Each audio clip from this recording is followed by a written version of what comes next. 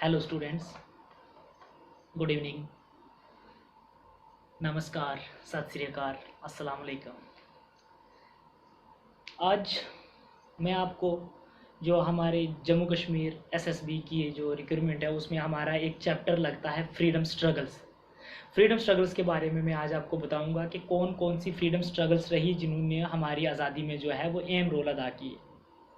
ऐसे ही तो नहीं ना आज़ादी मिल गई हमें। आज़ादी हासिल करने के लिए हमें बहुत सी मेहनत करनी पड़ी, मुशक्क़त करनी पड़ी, उसके बाद हमें जाके आज़ादी मिली। तो आज मैं आपको ये नहीं कि डीपली पढ़ाऊँगा, मैं एक कहानी की तरह आपको जो है वो फ्रीडम स्ट्रगल्स, और मैं आपको यकीन दिलाता हूँ कि आप अगर ये कहानी सुन जाओगे, बिल्कुल 20 मिनट की कहानी या 15 मिनट की कहानी आप सुन जाओगे, तो मैं आपको वादा करता हूँ कि आपके 2 या 3 नंबर जो हैं वो डेफिनेटली डन हो जाएंगे। तो हम शुरू करते हैं कि ये फ्रीडम स्ट्रगल्स कहाँ से शुरू हुई। ऐसे तो हम इंडियन नेशनल कांग्रेस से स्टार्ट करते हैं कि जब 1875 में 1885 में 1885 में जो इंडियन नेशनल कांग्रेस बनी। लेकिन मैं आपको बताना चाहूँगा कि जो हमारी पार्टीशन ऑफ बंगाल हुई, पार्टीशन ऑफ बंगाल जो लॉर्ड कर्जन के टाइम में जो पार्टीशन ऑफ बंगाल हुई, उसके बाद जो है वो हमारी जो फ्रीडम स्ट्रगल्स हैं वो स्टार्ट हुई। उस टाइम जो लॉर्ड कर्जन थे वो वाइस राय थे। जब बंगाल की पार्टीशन हुई तब लॉर्ड कर्जन जो थे वो इंडिया के वाइस राय थे।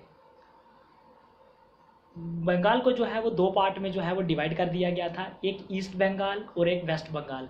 ईस्ट बंगाल जो है वो उस टाइम जो है वो ईस्ट पाकिस्तान बना, लेकिन वो इस टाइम जो है वो बांग्लादेश बन गया हुआ है। लेकिन जो वेस्ट बंगाल है वो आज भी हमारे पास जो है वो एक स्टेट के रूप में वेस्ट बंगाल है। उस टाइम जो है वो विलियम हॉकिंस जो है वो फर्स्ट ब्रिटिशर था जो कहाँ पे आया, इंडिया में आया। किसके टाइम? जहांगीर के टाइम जो है वो फर्स्ट टाइम जो है वो कौन आया? William Hawkins. लेकिन जंग उससे पहले आ चुके थे अंग्रेज, उससे पहले भी अकबर के टाइम में आ चुके थे, लेकिन अकबर ने जो है वो परमिशन नहीं दी थी। जहांगीर भी नहीं देना चाहता था, लेकिन जो एक ट्रेड को बढ़ावा देना चाहते थे, ट्रेड जो है उसको बढ़ावा देना चाहते थे, तो उस वजह से जहांगीर ने इनको क्या दे दी? इजाज़त दे दी। 1650 में जो है वो सर थॉमस राय जो है वो कहाँ पे इंडिया में आते हैं, किसकी वजह से? सूरत में आते हैं। ये सूरत में आते हैं तिजारत करने की गर्ज से आते हैं कि हम क्या करेंगे? ट्रेड करेंगे। लेकिन जब इंडिया में पहुंचा तो इंडिया में उन्होंने देखा कि क्या लोग कल्चर, कास्ट, रिलीजन, जेंडर, इन चीज़ों में जो हैं वो लड़ रहे हैं। तो इस चीज़ का फ़ायदा लेके उन्होंने क्या कर दिया कि यहाँ पे आस्ता आस्ता आए तो ईस्ट इंडिया कंपनी के लिए थे, लेकिन उसका जो है वो इन्होंने क्या कर दिया कि यहाँ पे कब्जा कर लिया। उसके बाद जो है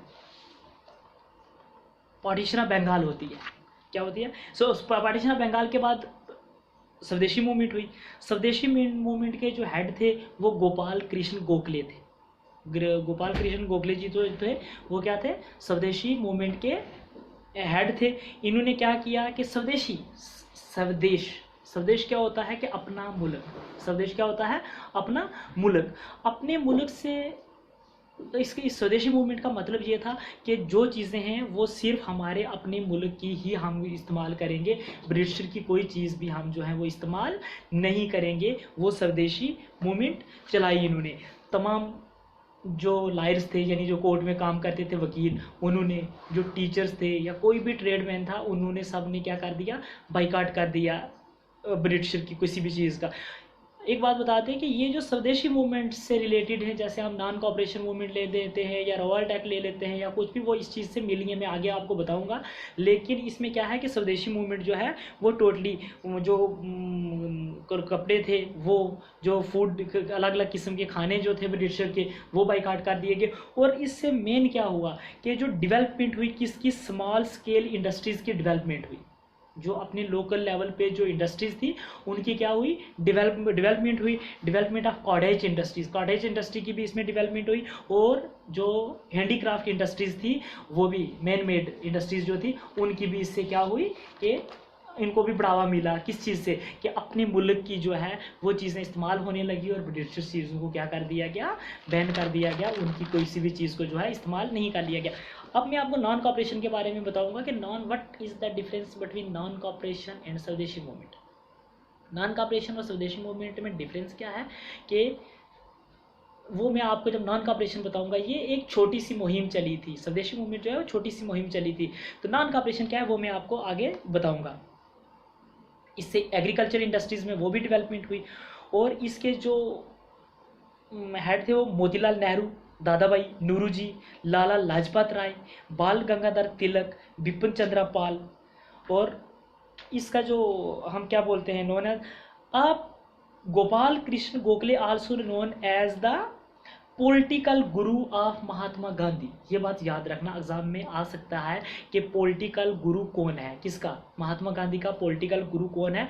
तो आप ये बता सकते हैं कि गोपाल कृष्ण गोखले जो हैं वो महात्मा गांधी जी के पॉलिटिकल गुरु भी माने जाते हैं, क्योंकि इन्हीं के बेस पे जो है वो आगे बहुत सी स्कीमें जो हैं वो चलाई, महात्मा गांधी ने बहुत सी मूवमेंट्स जो हैं वो चलाई। अब जब पार्टीशन ऑफ बंगाल हो गई तो पार्टीशन ऑफ बंगाल का स्वदेशी मूवमेंट जो है वो अपोज कर रहे थे कि स्वदेशी मूवमेंट में चल रहा था कि हमें पार्टीशन ऑफ बंगाल नहीं चाहिए, लेकिन मुस्लिम लीग इसके हक में थी। मुस्लिम लीग जो थी, मुस्लिम लीग आगा खान, नवाब सलीमुल्ला और नवाब मोहसिनुल हक जो थे वो इसको लीड कर रहे थे। ये सारे ढाका से थे। और इसका जो first president of Muslim League was Aga Khan. Aga Khan जो थे वो फर्स्ट प्रेसिडेंट थे किसके, मुस्लिम लीग के। अब मुस्लिम लोग की दो डिमांड्स थी। क्या क्या डिमांड्स थी, एक सेपरेट इलेक्टोरल के उनको जो है वो मुस्लिमों को उन्हीं के मुस्लिम वोटर्स होने चाहिए, और साथ में जो है वो मुस्लिम लीडरशिप होनी चाहिए। ये डिमांड थी। और दूसरी थी कि यानी ये दो डिमांड्स थी कि एक जो है उनका सेपरेट इलेक्टोरल होना चाहिए, और दूसरा ये है कि मुस्लिम लीडर होने चाहिए और मुस्लिम वोटर्स भी होने चाहिए। अब इसी के साथ क्या चली, कैलकाटा सेशन चली, दादा भाई नौरोजी। अब ये फर्स्ट टाइम स्वराज का मतलब क्या होता है, आज़ादी। स्वराज का मतलब क्या होता है, आज़ादी। फर्स्ट टाइम आज़ादी की मांग जो है वो शुरू हुई कहाँ पे, कलकत्ता सेशन में। इसके साथ जो है वो पार्लियामेंटो रिफॉर्म जो है वो स्टार्ट हुआ। पार्लियामेंटो रिफॉर्म क्या था, पार्लियामेंटो रिफॉर्म, लॉर्ड मॉर्ले उस टाइम जो थे वो गवर्नर जनरल ऑफ इंडिया थे, और लॉर्ड मेंटो जो थे वो वाइस राय थे इंडिया के। इन्होंने क्या किया, डिवाइड एंड रूल की एक पॉलिसी बनाई। किसकी, डिवाइड एंड रूल की पॉलिसी बनाई थी कि इंडिया को क्या किया जाएगा, डिवाइड किया जाएगा। किस बेस पे, मज़हब के बेस पे। और एक ही हथियार था अंग्रेज़ों के पास कि किस तरीके से जो है वो मुस्लिमों को क्या किया जाएगा, कि डिवाइड किया जाएगा। इसका उन्होंने तरीका क्या अपनाया कि जो मुस्लिम लीग ने, क्योंकि स्वदेशी ऑलरेडी अपोज कर रहे थे किसको, पार्टीशन ऑफ बंगाल को, लेकिन मुस्लिम लीग इनके हक में थे, और इसी वजह से ब्रिटिशर ने जो है वो मुस्लिम की दोनों डिमांड्स जो हैं वो क्या कर दी, फुलफिल कर दी, कि हम दोनों डिमांड्स मानने को तैयार है। लेकिन इंडियन नेशनल कांग्रेस इसको मानने के लिए तैयार नहीं थी। उसी के बीच में क्या हुआ था कि दो हिस्सों में बट गई थी। इंडियन नेशनल कांग्रेस भी जो है वो दो हिस्सों में बट गई थी। कौन से वाले दो हिस्से थे, एक एक्सट्रीमिस्ट लीडर थे और एक मॉडरेट लीडर थे। एक्सट्रीमिस्ट लीडर कौन थे जो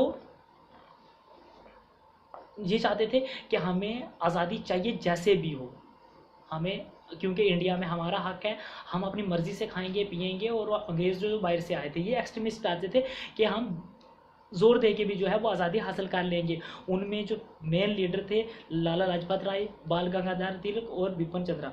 और इसके साथ जो है वो अरविंद घोष जो थे वो भी बेहतरीन रोल प्ले कर रहे थे किसमें, एक्सट्रीमिस्ट लीडर में। और जो मॉडरेट लीडर थे उसमें दादा भाई नौरोजी थे, मोतीलाल नेहरू थे, गोपाल कृष्ण गोखले, ये जो थे ये मॉडरेट लीडर थे। मॉडरेट भी आज़ादी तो चाहते थे मॉडरेट, लेकिन मॉडरेट चाहते थे कि कोई बात करके, हम अंग्रेज़ों के साथ बात करके इस चीज़ का संविधान निकालें, कोई अलग से किसी तरीके से, यानी बात करके हो जिसमें फोर्सफुली ना हो। लेकिन इसमें क्या होता है,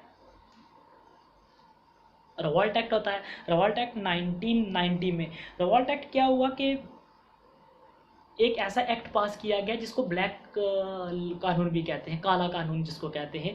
इसमें क्या हुआ 1919 में कि जस्टिस रिवॉल्ट ने क्या किया कि विदाउट परमिशन कोई भी आप काम नहीं कर सकते थे, अंग्रेज़ों की परमिशन के बगैर आप कोई भी सोशल गैदरिंग नहीं कर सकते थे, किसी किस्म की सोशल गैदरिंग नहीं कर सकते थे, कोई पॉलिटिकल पार्टीज़ नहीं बना सकते थे, कोई ऑर्गेनाइजेशन नहीं बना सकते थे, आप कोई भी जो है वो गवर्नमेंट के ख़िलाफ़ कोई भी बात नहीं कर सकते थे। ये किस में था? रिवॉल्ट एक्ट में था। और इसी के साथ साथ रिवॉल्ट एक्ट में क्या हुआ कि जब ये कानून बना तो जलियांवाला बाग अमृतसर में क्या हुआ कि लोग इकट्ठे हुए। ऐसे तो वो इकट्ठे हुए कि हम बैसाखी का प्रोग्राम बना रहे थे, लेकिन वहाँ पे इन्होंने एक मीटिंग रखी कि हम इस काले कानून का विरोध करेंगे, हम इस काले कानून के ख़िलाफ़ आवाज़ उठाएंगे। तो जब जनरल डायर को ये वाली बात पता चली कि वहाँ पे जो है उस जलियांवाला बाग के अंदर जो है वो हमारे ख़िलाफ़ प्लानिंग हो रही है, हमारे ख़िलाफ़ जो है वो कुछ साजिशें हो रही हैं, तो उसने क्या किया कि चारों तरफ से उसको लॉक किया गेट को और फायरिंग कर दी। किस पे? लोगों पे फायरिंग कर दी, जिसमें क्या हुआ कि near about 379 according to the Britisher media, अगर ब्रिटिशर मीडिया की हम रिपोर्ट माने तो उसमें 379 जो लोग हैं उनकी डेथ हो गई थी और नियर अबाउट 1200 जो है वो क्या हुआ था कि सीरियसली इंजर्ड हुआ था। ये किसकी रिपोर्ट है? ब्रिटिशर की। लेकिन अगर इंडियंस की माने तो इंडियंस की नियर अबाउट 1000, मोर देन 1000 जो है वो लोगों की डेथ हुई थी। कम से कम 1000 लोग जो थे वो इसमें मारे गए थे। इस वजह से क्या हुआ कि ये, और एक बात कि जनरल डायर को किसने मारा था? उधम सिंह ने। जनरल डायर ने अमेरिका में जाके वहाँ पे लंदन में किसने मारा था? जनरल डायर को मारा गया था उधम सिंह ने। लेकिन ये वो जनरल डायर नहीं था। ऐसे तो कहते हैं कि जनरल डायर को मारा था, लेकिन अगर आपको ये वाले कोई बात पूछते कि क्या ये वही जनरल डायर था, वो जनरल डायर अलग था। लेकिन जनरल डायर को मारा जाके उधम सिंह ने इसी वजह से मारा था कि इसने महात्मा गांधी को ये जो है जलियांवाला बाग में जो है कत्ल हुआ था, उस वजह से जाके उधम सिंह ने वहाँ पे उसको मार दिया था। अब जलियांवाला बाग के बाद क्या हुआ कि जब जलियांवाला बाग हुआ तो उसके बाद लोग क्या हुए कि डर गए और जागे भी कि वाकई अगर ऐसा होता रहा तो हमें ऐसे ही जो है वो गुलामी की ज़िंदगी निकालनी पड़ेगी और हमें ये मारते रहेंगे। आखिरकार महात्मा गांधी जी ने क्या किया? नॉन कॉपरेशन मूवमेंट निकाली, नॉन कॉपरेशन मूवमेंट हुई। नॉन कॉपरेशन मूवमेंट में क्या हुआ कि लोगों का माइंडसेट चेंज हुआ, लोगों का माइंडसेट चेंज हुआ। जो मैंने आपको पहले बताया कि 1906 में जो स्वदेशी मूवमेंट चली थी, उसी के बेस पे ये नॉन कॉपरेशन मूवमेंट थी। लेकिन ये क्यों बड़ी हो गई? और अगर हम ये भी कहें कि इंडिया की फ्रीडम स्ट्रगल में सबसे मजबूत, सबसे जो बड़ी मूवमेंट चली वो यही थी, सबसे बड़ी जो थी वो नॉन कॉपरेशन मूवमेंट ही थी। अब इससे नॉन कॉपरेशन मूवमेंट में क्या हुआ? इसमें महात्मा गांधी जो लीडर थे, बड़े एफिशिएंट और बड़े काबिल लीडर थे सारे। महात्मा गांधी थे, एमसी कैलिकर, मोतीलाल नेहरू, ये यानी सारे जो बड़े बड़े लीडर थे ये बहुत इंपॉर्टेंट रोल प्ले कर रहे थे। और ये क्या हुआ था कि इसने पूरे इंडिया को कवर कर लिया था। इस मूवमेंट ने क्या किया था? जैसे जो स्वदेशी मूवमेंट थी वो लिमिटेड एरिया में थी और लिमिटेड लोग थे। इसमें एक तो जो थी गैदरिंग बहुत थी, इसमें इंटायर इंडिया के लोग जो थे वो पार्टिसिपेट कर रहे थे और हर जगह पे ये मूवमेंट जो थी वो चल पड़ी थी। लेकिन इसमें क्या हुआ? अगर हम इसको one of the most successful movement बोलेंगे तो गलत नहीं होगा। लेकिन जो चोरी चोरा इंसिडेंट हुआ, Chauri Chaura incident in 1922, there were 22 policeman were killed. क्या हुआ कि जब लाठीचार्ज हुई तो लोगों ने क्या किया कि आग लगा दी वहाँ पे, पुलिस वालों की जो चोरी चोरा में जो है वो आग लगा दी, जिसमें 22 पुलिस वाले जो हैं वो मारे गए। अब इसमें क्या हुआ कि महात्मा गांधी डर गए। महात्मा गांधी ने कहा कि अगर फॉर एग्जांपल एक तरफ से लाखों इंसान जो हैं वो मूवमेंट कर रही है, स्ट्राइक कर रहे हैं, और दूसरी तरफ से पुलिस वाले, तो नेचुरली बात है पुलिस के पास जो है वो हथियार के बगैर या फायर के बगैर जो है वो कोई ऑप्शन नहीं होगा। जब फायरिंग होगी तो उसमें लोग जो हैं वो मरेंगे। तो इस वजह से उन्होंने क्या कर दिया कि इस मूवमेंट को क्विट कर दिया। लेकिन इस पे जो एक्सट्रीमिस्ट लीडर थे या कोई भी हाँ, इसमें जो थे नॉन कॉपरेशन में जो है वो मुस्लिम लीडरों ने भी बड़ा साथ दिया। मुस्लिम लीग ने, जैसे मौलाना आज़ाद हो गए, अब्दुल गफ़ार खान हो गए, मोहम्मद अली जिन्ना, अली ब्रदर्स हो गए, और इंडिया के जो फेमस लीडर थे, एक्सट्रीमिस्ट लीडर जैसे लाल बाल पाल जो हैं, उन्होंने भी बड़ा अहम रोल अदा किया था। लेकिन जब ये क्विट हो गई, जब ये इन्होंने वापस ले ली, विदड्रॉ कर दी महात्मा गांधी ने, तो ये सारे लीडर जो है वो महात्मा गांधी से अंदरूनी तौर पे नाराज़ भी हो गए कि महात्मा गांधी का जो है वो सबसे ब्लंडर था, ये भी एक बहुत बड़ा ब्लंडर किया है महात्मा गांधी ने। एक बहुत बड़ी जो हमें आज़ादी मिलते मिलते जो है वो वापस ले लिया महात्मा गांधी ने, ये चीज़ नहीं होनी चाहिए थी। और वाकई जो सुनने में आया जैसे हमने कि अगर वो मूवमेंट ना रुकती, अगर वो मूवमेंट को क्विट ना करते, तो अंग्रेज़ 1925 या 1924 में ही इंडिया को छोड़ के चले जाते, आज़ादी हमें 2-3 साल में मिल जाती। लेकिन जब वो क्विट होगी उसके बाद क्या हुआ कि कहीं ना कहीं डर गए थे। अब क्या हो गया कि खलीफा, जो टर्की में खलीफा था, मुस्लिम का जो हेड था, वो खलीफा का क्या कर लिया, पावर छीन ली। टर्की पे जो है वो लंदन ने, जब ब्रिटिशर ने क्या किया था, अटैक किया था, तो वहाँ पे वो वापस ले लिया इन्होंने, खलीफा की पावर छीन ली। तो इंडिया में भी उस चीज़ का असर देखने को मिला। अली ब्रदर्स ने जो है वो एक एजिटेशन निकाला, स्ट्राइक निकाली, तो उसकी में जो है वो ऑल एक्सट्रीमिस्ट और मॉडरेट लीडर्स ने जो है वो खिलाफत मूवमेंट का भी साथ दिया, और खिलाफत मूवमेंट ने किसका साथ दिया, नॉन कॉपरेशन मूवमेंट का। दोनों मूवमेंट जो है वो 1920 में चली। 1922 में खलीफा को जो है वो उसकी पावर जो है वो वापस दे दी गई। तो उससे क्या हुआ कि खिलाफत मूवमेंट वहाँ पे ख़त्म हुई, तो नॉन कॉपरेशन जो है वो चोरी चोरा पे जो है वो वो मूवमेंट जो है वो ख़त्म हो गई।